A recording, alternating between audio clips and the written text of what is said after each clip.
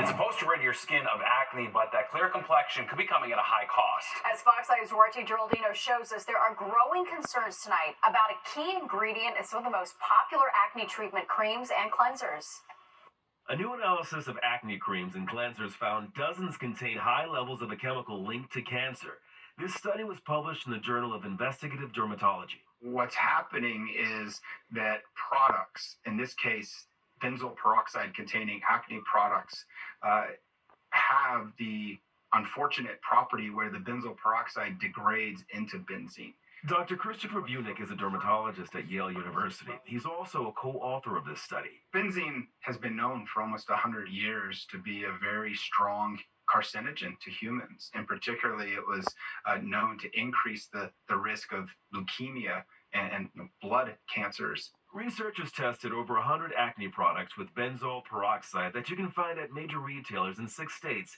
They found that about a third of these had high levels of benzene, including popular brands like Proactiv, Clearasil, and some CVS products. Despite these findings, there are some people that I still will write benzoyl peroxide for. Dr. Joshua Zeichner is a dermatologist at Mount Sinai, and he says heat and sunlight can make benzoyl peroxide break down faster into benzene, but when used properly, he still thinks the benefits of the medication can outweigh the risks. Benzoyl peroxide is an effective medication, especially for those red, angry pimples. Some people really don't want that back acne. It's like a thing right now. People are like, I can't deal with the back acne. What do you say to them? So we have a lot of different medications that we can use to treat acne, including treating acne on large body surface areas like the chest or the back, the so-called BACNE. He recommends avoiding expired medications and keeping them in the refrigerator to slow down how quickly benzoyl peroxide turns into benzene. Duarte Geraldino, Fox 5 News. Wow, the more you know. Yeah. Well, tonight we reached out to some of the companies singled out in the study. CVS tells us it's confident in the safety of its products and continually assesses scientific and medical data to meet quality requirements. We've not heard back from the other manufacturers at this time. All right, so this isn't something you see every day on public roads.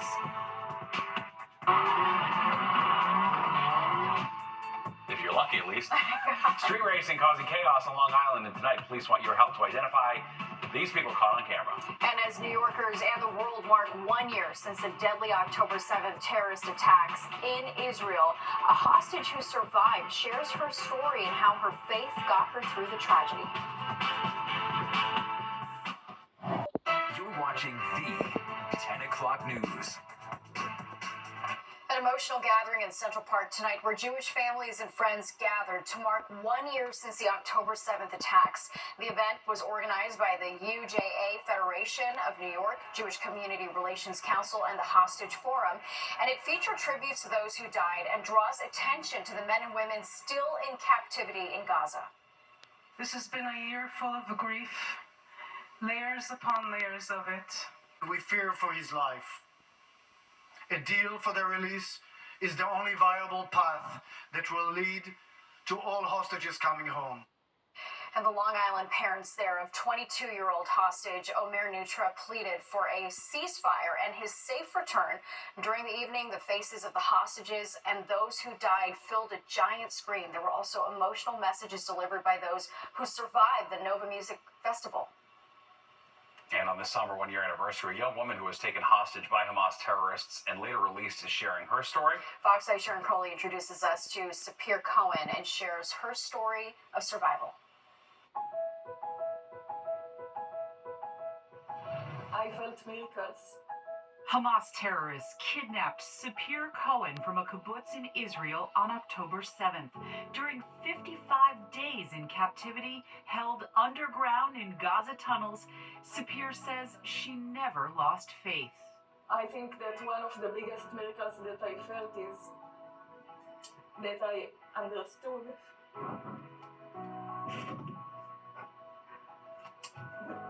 that maybe I supposed to be in this place. 1 year ago, on October 7th, Sapir and her boyfriend Sasha heard explosions and gunfire. It was a rain of rockets. With no time to get to a shelter, they hid under a bed. They go home by home and shooting everywhere, everyone. and we just wait to our turn. Then time ran out. The terrorists came to our door. They showed the door, they come inside, they took everything, just broke everything. And then I heard Sasha scream. Hamas terrorists abducted Sapir, putting her on a motorcycle, and in this video, you see her face covered as two kidnappers drive her away at gunpoint into Gaza. Sapir says she was attacked instantly by a crowd in the streets. They beat me so strong that I put the hands on my head and I was saying, "God, please save me. I don't want to die here." The captors denied Sapir and the other hostages food and clean water. In the tunnels, it's really bad. You can't know if it's day or night, and you can't breathe. It's very hard to breathe there. Despite the grim circumstances, Sapir says while in captivity, she had a spiritual revelation.